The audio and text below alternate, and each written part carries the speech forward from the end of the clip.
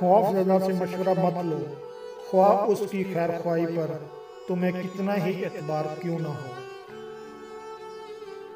کسی کام میں مصروف آدمی سے مشورہ مت لو، خواہ وہ کتنا ہی عقل مند ہو۔ چالاک اور ہوشیار شخص کو وہیں سے نقصان پہنچتا ہے جہاں سے وہ بے فکر ہوتا ہے۔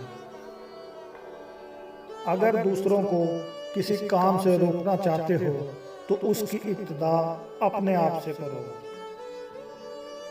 احتیاط کی ابتدا مشورے سے ہوتی ہے۔ اچھے دوست کی دوستی چھت کی مانند ہے جو آپ کو دھوپ اور بارش سے بچاتی ہے۔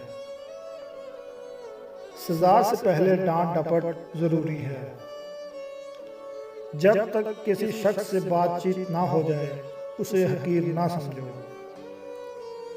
بھوکے سے مشورہ مت لو، خواہ وہ کتنا ہی سمجھدار ہو۔